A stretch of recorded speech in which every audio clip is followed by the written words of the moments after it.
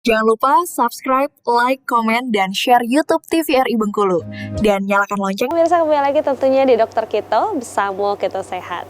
Nah, tadi kita juga sempat ngobrol nih sama Dokter Junia ya, terkait respon mungkin ya dok ya ketika kita trauma, itu apakah memang langsung terjadi pada saat kejadian ataukah memang ada delaynya juga nih dokter?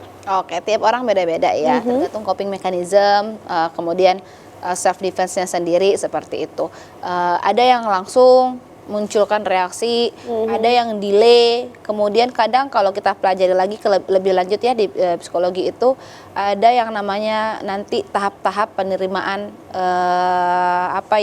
situasi seperti itu. Nanti sampai di akhirnya dia merelakan atau ya udah nggak apa-apa gitu. Jadi respon tiap orang memang beda-beda. Walaupun kebanyakan biasanya langsung ya gitu kelihatan.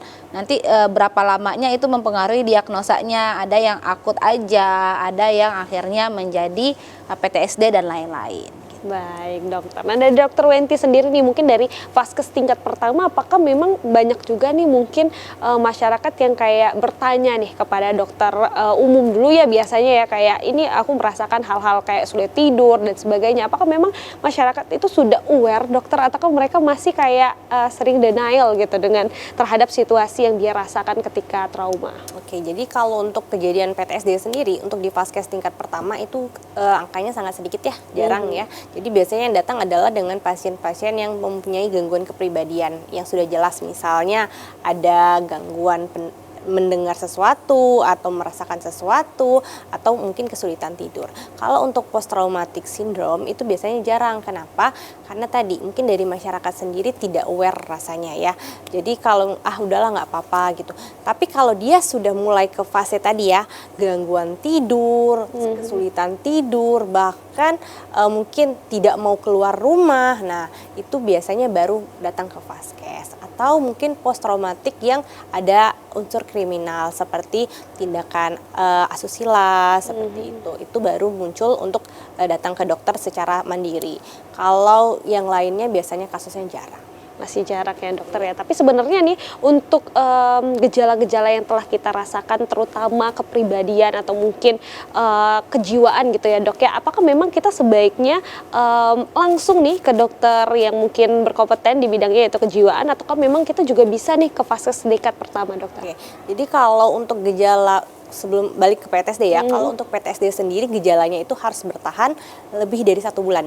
Jadi kalau misalnya masih di bawah 1 bulan, mungkin 2 minggu atau 3 minggu, biasanya kita masih kategorikan akut, ya stres akut. Nah, untuk kategori stres akut, mungkin bisa dikonseling di vaskes tingkat pertama. Tapi kalau membutuhkan tenaga lebih ahli, biasanya kita akan lakukan rujukan ke dokter spesialis kejiwaan.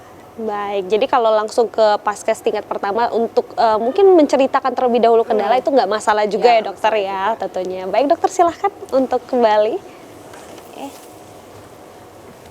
Jadi untuk konseling untuk masalah kejiwaan ini biasanya di posyandu juga ada sekarang ya. Jadi penjaringan untuk masalah kejiwaan juga sudah dimulai dari tingkat paling kecil ya, yaitu di posyandu. Di RT-RT biasanya kami melakukan penjaringan pada ada kuesioner biasanya. Kami akan tanyakan kepada ibu-ibu yang bawa anaknya atau bapak-bapak atau lansia untuk menilai tingkat kesehatan mentalnya. Jadi kalau misalnya ada yang terindikasi, biasanya nanti akan kami japri atau akan kami hubungi secara personal untuk menanyakan kabar. Kemudian digali lagi kira-kira penyebabnya apa masalahnya. Kalau misalnya tidak bisa lagi dikonseling, tidak bisa diselesaikan di vaskes tingkat pertama, biasanya kami akan memberikan rekomendasi untuk rujukan ke dokter spesialis. Tapi kalau kita masuk ke PTSD, gejala PTSD dimulai dalam 3 bulan pertama setelah kejadian ya, atau beberapa kasus bisa dapat bertahun-tahun kemudian. Artinya itu sudah masuk ke bagian alam bawah sadarnya.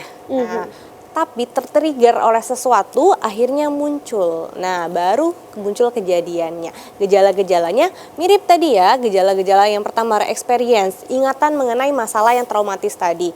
Misalnya dia ada bencana gempa bumi misalnya, dia trauma gempa hebat. Jadi ketika gempa sedikit aja dia langsung histeris. Nah, Ini re-experience ya, ada kilas balik, kemudian mimpi buruk, lalu menghindari tempat-tempat atau orang yang mengingatkan pada kejadian trauma tadi. Lalu yang terakhir bisalah masalah tidur dan masalah dalam konsentrasi. Ini yang menyebabkan aktivitas atau kegiatan sehari-hari akhirnya terganggu. Ya.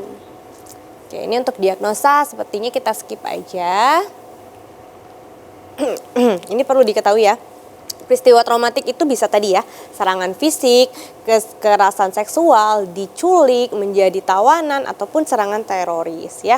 Jadi kejadian-kejadian ini yang biasanya menyebabkan peristiwa traumatik artinya membekas. Nah, triggernya bisa aja nanti, nggak saat itu juga, bertahun-tahun. Misal ya, ketika terjadi pelecehan seksual ketika dia kecil. Mungkin dia waktu kecil nggak sadar itu adalah pelecehan seksual. Ketika dia dewasa, dia sudah paham, lalu ada trigger orang yang ingin melakukan hal yang sama, muncullah kejadian PTSD. Jadi kilas balik yang dulu akhirnya muncul dan akhirnya apa?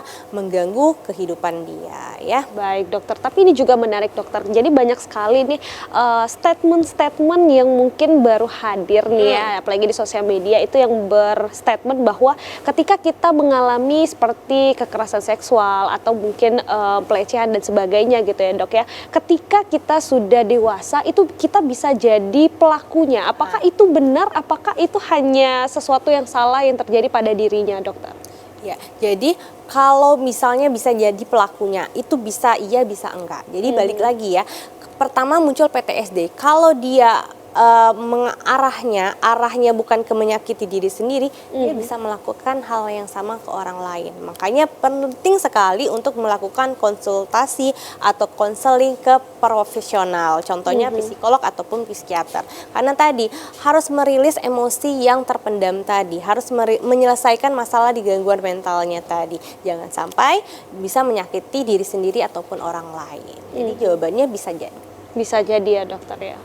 Jadi ini ya, lama gangguannya tadi lebih dari 1 bulan, bisa gangguan tersebut menyebabkan gangguan-gangguan yang signifikan ya dalam bidang fungsi sosial, pekerjaan dan juga tentu kesehatannya ya. Dan gangguan tersebut tidak disebabkan oleh efek fisiologis suatu zat, artinya bukan karena pengaruh obat-obatan ya, alkohol ataupun kondisi medis yang lainnya. Murni karena kejadian traumatis tadi.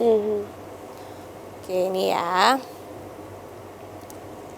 Oke, kita lihat, kita balik ke ini aja. Jadi dampaknya apa nih yang terjadi ya? Gangguan perilaku nih, menurunnya aktivitas fisik seperti gerakan tubuh yang minimal. Ini yang sering terjadi, misalnya orang tersebut akhirnya sukanya diam aja di kamar, duduk aja berjam-jam, nggak mau ngapa-ngapain, kehilangan minat, anhedonia, tadi ya tidak ada rasa senang lagi. Akhirnya apa? Yang ditakutkan dari PTSD bisa menjadi depresi berat. Kalau sudah terjadi depresi berat apa? Yang paling ditakutkan adalah kemungkinan untuk menyakiti diri sendiri, suicide biasanya, usaha untuk bunuh diri. Nah, itu yang paling kita takutkan ya. Nih, gangguan sosialnya apa? Memisahkan diri dari lingkungan. Kalau korban misalnya pelecehan seksual, dia takutnya merasa dirinya bahwa dia tuh kotor. Masalahnya di dia adalah dia tuh beda, udah nggak sama nih sama orang-orang yang lain. Saya kotor, saya nggak bersih, misalnya gitu kan. Akhirnya dia menyepi, memisahkan diri, berprasangka buruk. Nah, ini yang butuh pendampingan, butuh support system. Apakah jawabannya hanya obat-obatan? Tentu saja tidak ya. Jawaban yang paling penting untuk masalah kesehatan mental itu adalah support system dan bagaimana merilis emosi yang tidak stabil tadi ya. Jangan sampai gangguan-gangguan ini akhirnya berlangsung lama dan mengganggu kehidupannya ya. Merasa ditolak atau sebaliknya sangat dominan. Ini tadi ada yang merasa dia akhirnya menyakiti dirinya sendiri atau merasa mengucilkan dirinya sendiri. Ada yang juga yang bersifat dominan.